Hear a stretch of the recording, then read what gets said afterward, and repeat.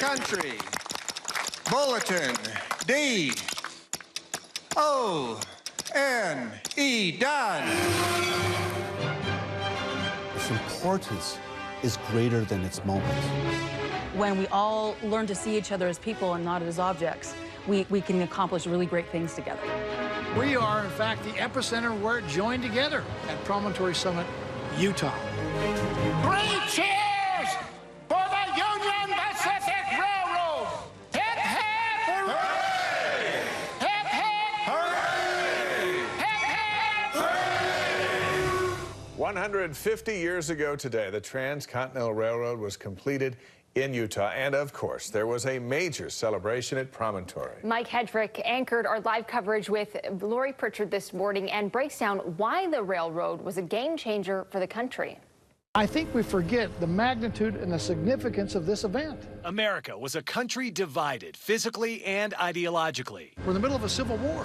Key to ending the war, Abraham Lincoln was also key to connecting the two coasts. He signed the Pacific Railroad Act back in 1862, approving the funds for the Transcontinental Rail Line. That joined the country together. It united the country in a time of significant divisiveness. Before the railroad, going from east to west, usually months of travel, mainly by sea.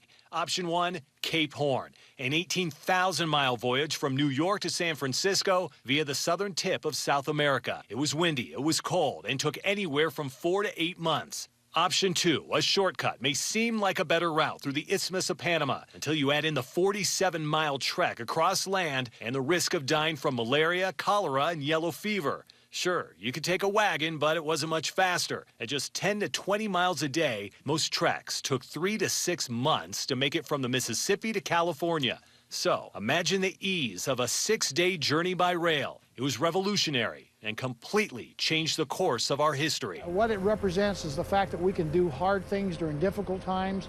We can dream big, we can work hard, and if we work together, there's no limit to what we can accomplish. Mike Hedrick reporting at today's event. We learned another spike was actually made back in the 1800s, a special spike commissioned by Brigham Young, then president of the Church of Jesus Christ of Latter-day Saints. Current president of the church, Russell M. Nelson, had this to say about it. Governor Herbert, only a few people are likely aware that there is a historic Utah spike that President Brigham Young had created for the completion of the railroad line connecting Ogden to Salt Lake City. This iron spike is engraved with these words, "Holiness to the Lord."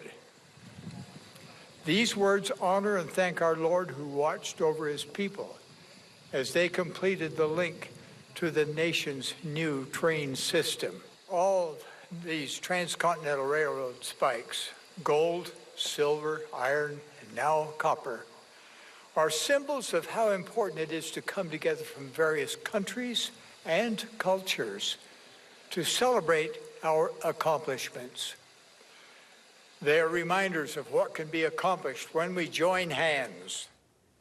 Well, coming up next here, what the railroad meant to the Irish, the Chinese, and the Native Americans. Welcome back on this special day. Often overlooked in history lessons is the major contribution Chinese workers had in building the railroad. All of these workers helped make America, and that's what we want to talk about and remember.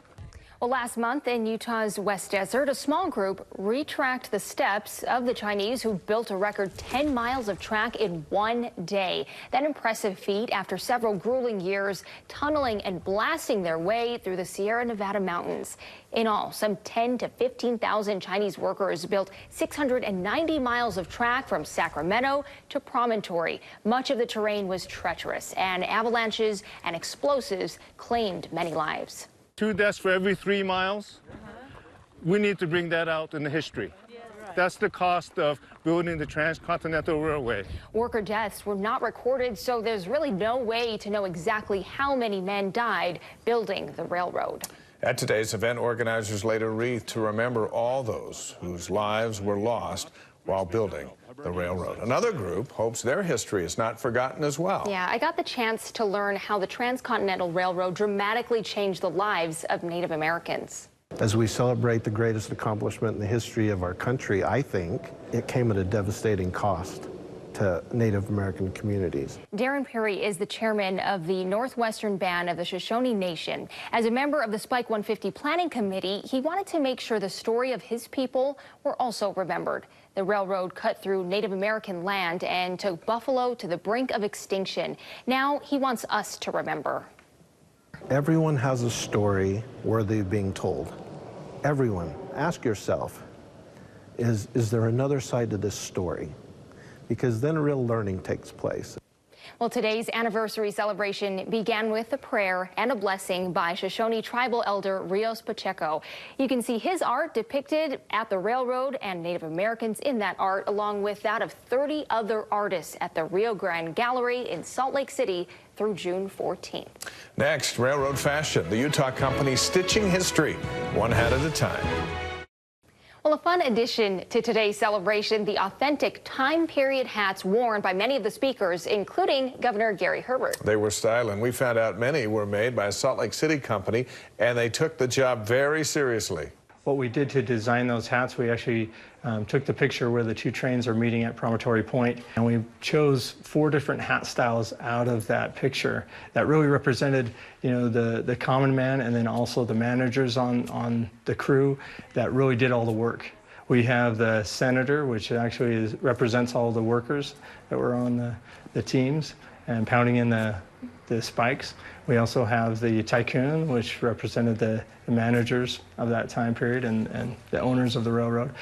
We also have the railman, which is a derby or a boar hat, very traditional of that time period. And then we also have a gus, or it's called a Gandhi gus, which represents the Gandhi dancers, which was the name of the people that were actually out on the rails, you know, laying the rails down. JW Custom Hats created the hats for a recreation of that iconic photo. If you want to get one for yourself, you can get information at ogden.com. Well, an historic day 15 decades ago as well as today. KSL was honored to be in Promontory for all of those celebrations, and we have all of those stories leading up to a significant moment. You can watch all of it on our KSL TV app. It's free, it's easy to download. Just click on the Spike 150 tab. Quite a day, and that's our report tonight. Thanks for watching. Have a happy Mother's Day weekend, and we'll see you back here on Monday.